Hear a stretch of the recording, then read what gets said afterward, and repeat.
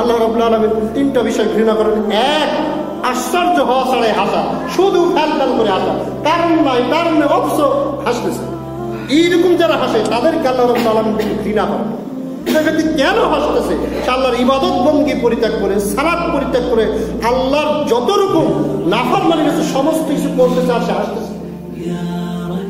ওই পাপিষ্ঠ ব্যক্তি যারা হাসে তাদেরকে দেখে আল্লাহ ঘৃণা করেন। তাদেরকে ঘৃণা করেন কি জন্য হাসতেছে? আজকে তুমি সালাত পরিত্যাগ করে, ইবাদত পরিত্যাগ করে, সিয়াম পরিত্যাগ করে, সমস্ত কিছু আল্লাহর ইবাদত বন্দী পরিত্যাগ করে তুমি যে হাসতেছো, এই হাসাটা আল্লাহ রাগান্বিত, ঘৃণা। দুই, আল্লাহ রাব্বুল আলামিন ওই কাজে ঘৃণা করেন। কোন কাজ? যে ব্যক্তি ক্ষুধা ব্যতীতই খায়, ক্ষুধা ব্যতীত যারা খায় তাদেরকে দেখে আল্লাহ রাব্বুল আলামিন ঘৃণা করেন।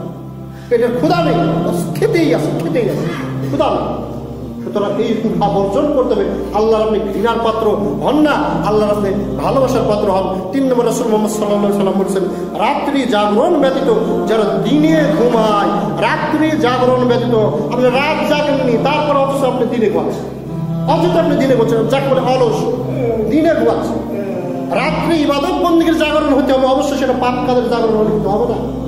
আপনি তাহাজ্জুদের সালাত আদায় করেছেন, কোরআন তেলাওয়াত করেছেন, স্ত্রীর সন্তানদের সাথে আপনি সুন্দরভাবে কথাবার্তা বলছেন, তালিমে বৈঠক করছেন ইত্যাদি, এগুলোর মাত্র যদি রাত জাগরণ করার কারণে যদি আপনার দিনে যদি ঘুমাতে যদি প্রয়োজন যদি হয় তাহলে আপনি ঘুমান, তাতে আল্লাহ ঘৃণা করবেন না। কিন্তু আপনি রাত 12টা পর্যন্ত টিভি দেখেছেন, রাত 12টা পর্যন্ত নাটক দেখেছেন, রাত 3টা পর্যন্ত মুভি দেখেছেন, ফেসবুকে চ্যাটিং করছেন, মেসেঞ্জারে চ্যাটিং করছেন, এগুলো করে সকালে ফজরের সালাত কাজা করে সকাল 8টা 10টা পর্যন্ত আপনি ঘুমিয়ে আছেন। আল্লাহ রাব্বুল আলামিন ওই ব্যক্তিকে ঘৃণা করেন যে ব্যক্তি দিনে ঘুমায়, যে ব্যক্তি রাতে জাগরণ করেন অথচ সে দিনে ঘুমাচ্ছে। আল্লাহ রাব্বুল আলামিন এইরকম ব্যক্তিদের প্রতি কি করেন? ঘৃণা করেন। সুতরাং আল্লাহ রাব্বুল আলামিন দিনটাকে আল্লাহ রাব্বুল আলামিন সৃষ্টি করেছেন মানুষের জীবিকা উপার্জনের মাধ্যম রূপে, আর রাতটাকে আল্লাহ রাব্বুল আলামিন সৃষ্টি করেছেন তারা সারাটা দিন পরিশ্রম করে রাতে বিশ্রাম নিবে। রাতে যারা কামাই করে, রাতে যারা ইনকাম করে, অবশ্যই বুঝে নেবেন সেটা বেশিরভাগ অবৈধ কামাই, অবৈধ কামাই। পতিতালয়ের মহিলারা কোথায় কখন ব্যবসা করে? দিনে না রাতে? রাতে। যারা এই হারাম খুরের যারা ব্যবসা করে দিনে না রাতে? রাতে, বেশিরভাগই রাতে। যত পাচার যেগুলো হচ্ছে এগুলো রাতে বেশিরভাগ হচ্ছে।